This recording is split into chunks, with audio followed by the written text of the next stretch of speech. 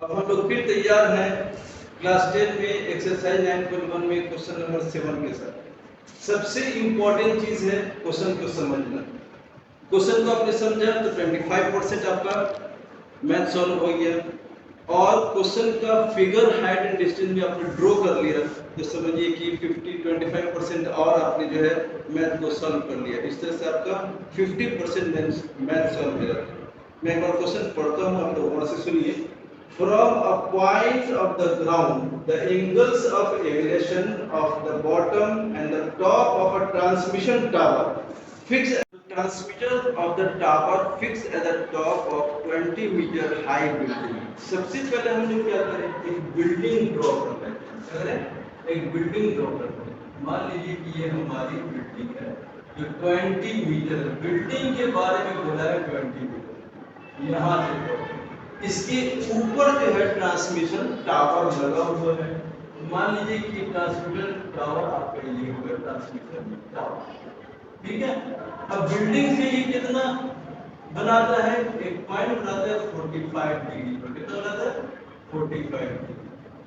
और दूसरा जो यहाँ से इस एंगल से जो ट्रायंगल बन रहा है वो 60 डिग्री यहाँ पे फॉर्म करते हैं टोटल। इसका नाम हम लोग मान लेते हैं कि ए है, ये बी है, ये सी है और ये डी है। इसका मतलब बीसी एक बिल्डिंग है। तो बीसी क्या है, एक बिल्डिंग है। आइए तो हमको इसका वैल्यूएशन मालूम है, ठीक है।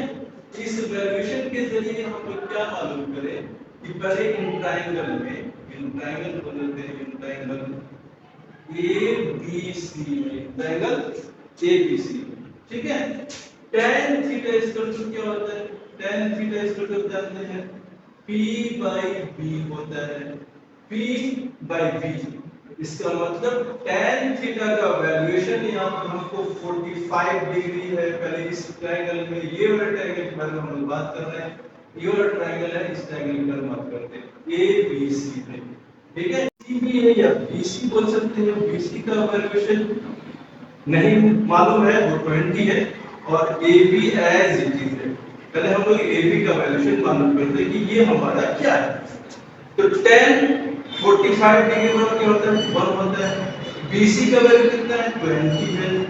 AB कितना होगा ये रेडियस होगी, ठीक है।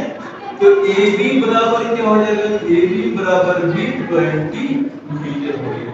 ये हमारा AB का वैल्यूएशन निकल गया, ठीक है। अब हम लोग ट्रायंगल जो है लेते हैं, इन ट्रायंगल, अब जब पूरा ट्रायंगल इस ट्रायंगल का, इस ट्रायंगल का नाम क्या हो गया ए बी डी में tan 60 डिग्री फॉर्म करता है। 60 डिग्री मतलब इसमें बीडी हम लोग का पूरा परपेंडिकुलर हाइट होगा और नीचे का एबी होगा। tan 60 डिग्री बराबर क्या होता है 1/√3। आप लोग बताइए कितना होता है tan 60 डिग्री बराबर, बोलिए 1/√3। 1/√3 सही है। 1/√3 चाहिए मत, आप लोग सबसे पहले इसका याद कर लीजिए कि कितना कितना डिग्री का क्या वैल्यूएशन होता है। तो बीडी का वैल्यू हम लोग को क्या √3 होता है, √3 होता है, √3 होता है। तो यहाँ पे हम लोग tan 30 डिग्री का वैल्यूएशन लिखेंगे, वो √3 होता है। कैसा √3 होता है। बीडी का वैल्यूएशन हम लोग को इसमें क्या मालूम है, बीडी का वैल्यूएशन अब देखिए। बीडी का वैल्यूएशन अगर हमको नहीं मालूम तो बीडी ऐसे लिख देते हैं बीडी। और एबी का वैल्यू हम लोग को क्या मालूम हुआ, एबी मालूम है 20 मीटर, एबी लिख दिया 20 मीटर। तो बीडी बराबर क्या हो जाएगा आपका, ये क्रॉस मल्टीप्लिकेशन 20√3 का 20√3 हो गया, सही है। अब आपको क्या मालूम होता है कि भाई ये हम लोग का ट्रांसमिशन टावर है, इस टावर की हाइट कितनी है, टावर की हाइट कितनी है। तो बीडी में, बीडी जो पूरा है हम लोग का, ये सीडी अगर मालूम करना चाहते हैं हम लोग सीडी, तो क्या करेंगे, आप इसमें पूरा बीडी के वैल्यूएशन पे सब्ट्रैक्ट कर देंगे बीसी की वैल्यू। किसकी कर देंगे, बीसी की वैल्यू कर देंगे। तो ये लिख देते हैं बीसी। बीडी का वैल्यू आपका कितना निकला है आपको बताओ, 20√3 है। बोलिए आप कितना निकला 20√3 माइनस बीसी का वैल्यू आपका कितना निकला है भाई, बीसी आपका कितना है वो 20 मीटर ऑलरेडी गिवन है, 20 मीटर वो लिख देते हैं, ठीक है। तो अब इसमें देखिए यहाँ गलती क्या होती है, अक्सर 20 में से आप लोग माइनस कर देते हैं 20√3 को। ऐसा करने की जरूरत नहीं है, ऐसा करेंगे तो गलत हो जाएगा। 20√3 इसमें दोनों में 20 कॉमन है, कॉमन निकाल लीजिए, 20 हो गया। ये फिर क्या बचा आपका √3 माइनस 1, ठीक है। सब्ट्रैक्ट करने के बाद ये हमारा वैल्यूएशन आता है 20√3 मीटर। ये 20√3 मीटर किसके बारे में कर रहा है? यही तो हम लोग को मालूम करना था कि ट्रांसमिशन टावर का हाइट कितना है। एक्चुअली बिल्डिंग की हाइट मालूम थी, ट्रांसमिशन टावर उसके ऊपर लगा हुआ है, ये एंगल फॉर्म कर रहा था पूरा का पूरा 45 और 60 डिग्री कर रहा था। हमने सबसे पहले टैन में जो है वैल्यूएशन निकाली 45 डिग्री से, वो AB का वैल्यू निकाला, वो 20 मीटर निकला। फिर पूरे ट्रायंगल को हम लोग ले लेते हैं और जो है tan 60 डिग्री का वैल्यू रखते हैं, क्योंकि इसकी वैल्यू हम लोग को मालूम हो चुकी है 20 मीटर है। तो इसके अनुसार हम लोग BD का वैल्यू जो फाइंड करते हैं, ये BD पूरे का वैल्यू है 20√3 है, इतना मीटर हो गया। तो CD अब हम लोग मालूम करना है सिर्फ इस ट्रांसमीटर। क्वेश्चन यही था, ट्रांसमिशन टावर की हाइट कितनी है, तो ये हमारा फाइनल आंसर हो जाता है। तो यहाँ जरूर लिखना चाहिए height of the full picture लीजिए, हाइट ऑफ द ट्रांसमिशन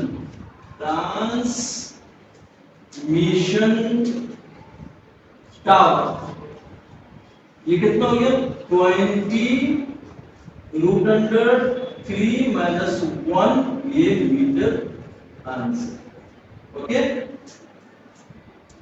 तो CD का वैल्यूएशन जो हम लोग मालूम करना है BD में से माइनस BC कर लेते हैं।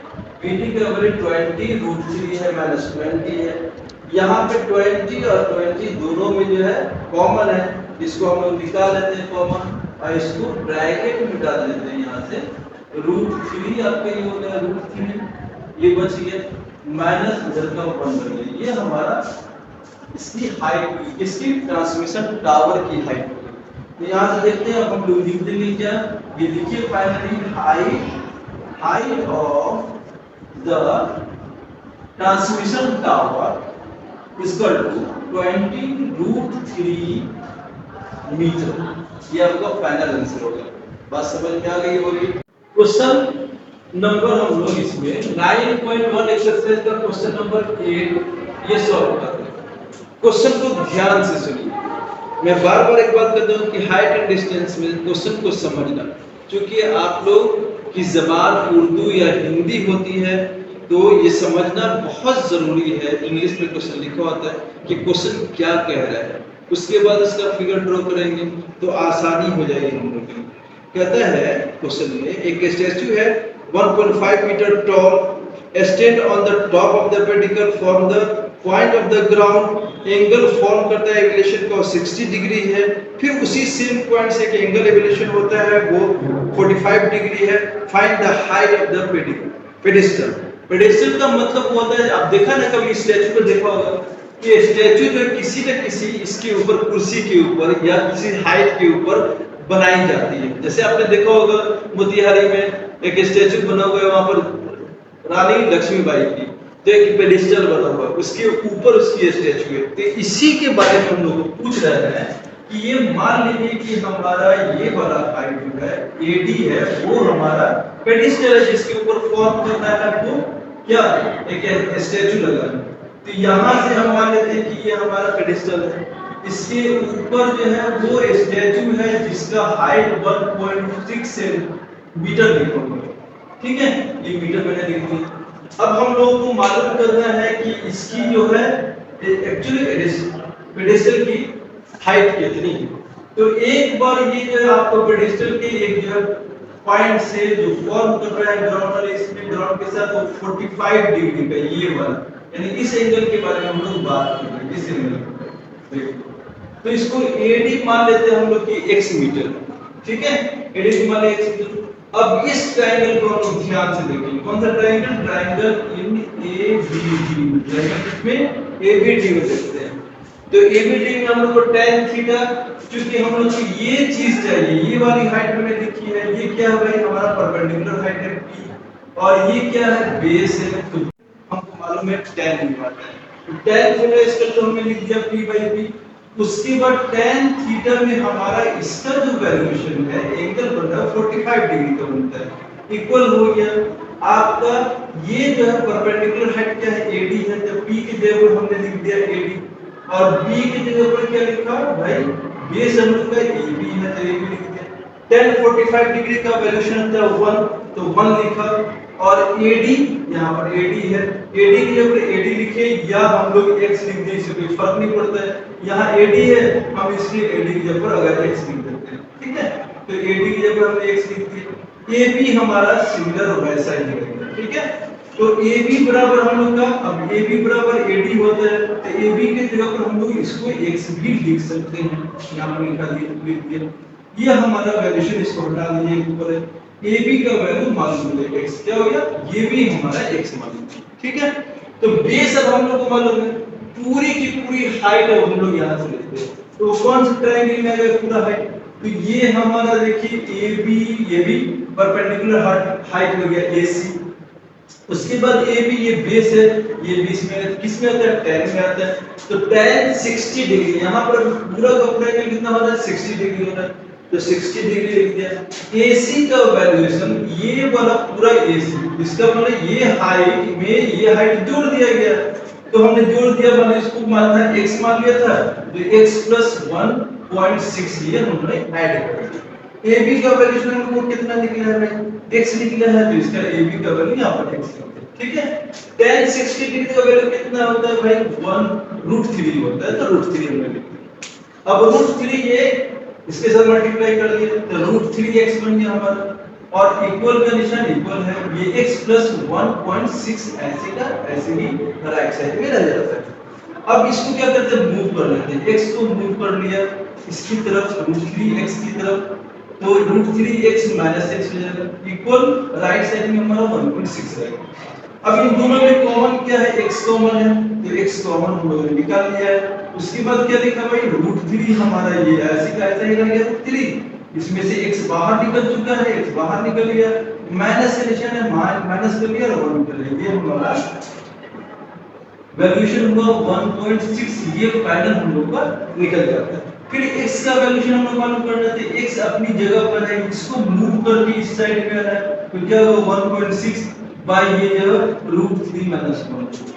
अब यहां से देखेंगे पूरा ये फिगर आना चाहिए, जब आप देखिए तो ये पूरा ध्यान में रखिए, ये सवाल कैसे कैसे सॉल्व हो रहा है। 1.6 है, √3 - 1 है, जो चीज यहाँ पर निशान रहेगा इसके अपोजिट निशान के साथ रेशनलाइज करना चाहिए, याद रखिएगा। यहाँ माइनस है तो यहाँ पर प्लस है, √3 + 1 और √3 + 1 इक्विवेलेंट फ्रैक्शन की तरह लिख लिया हम लोगों ने।